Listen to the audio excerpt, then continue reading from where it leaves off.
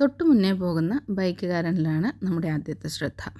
അദ്ദേഹം ഇടതുവശം ചേർന്ന് പോകുന്നുണ്ട്. അല്പം ചേർന്ന് പോയോ വരേ കൂടിയാണോ പോകുന്നതെന്നൊരു സംശയമുണ്ട്. ഇനി നമ്മുടെ ശ്രദ്ധ ഈ മുന്നേ പോകുന്ന ബസ്സിലാണ്. അദ്ദേഹം ഒരു ബസ് സ്റ്റോപ്പിലേക്ക് അടുക്കുകയാണ്.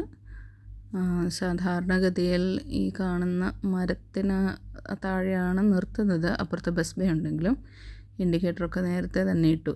ഇനിയാണ് സംഭവം.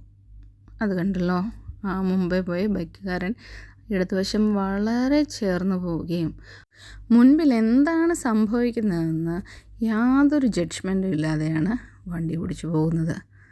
അവിടെ നോക്കൂ, അവിടെ എന്തെല്ലാം സംഭവിക്കാമായിരുന്നു. അയാൾ നേരെ വന്ന് ബസ്സിലിടിച്ച് കയറാമായിരുന്നു. ഇടതുവശത്ത് ബസ് സ്റ്റോപ്പിൽ ആൾക്കാർ വെയിറ്റ് ചെയ്ത് നിൽപ്പുണ്ട്.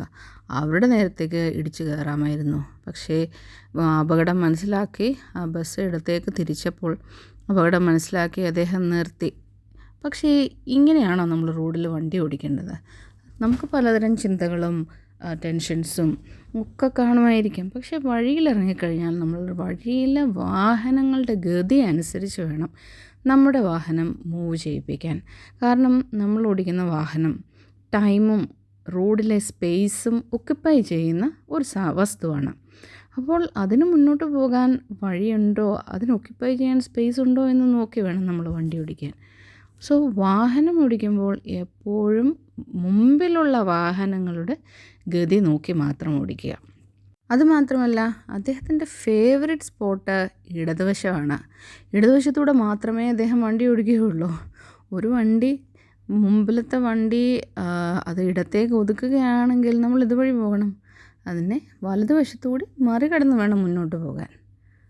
അതുകൊണ്ട് എപ്പോഴും മുമ്പിലുള്ള വാഹനങ്ങളുടെ ഗതി അറിഞ്ഞ് മാത്രം പിൻപിലുള്ള വാഹനങ്ങൾ മുന്നോട്ട് സഞ്ചരിപ്പിക്കുക.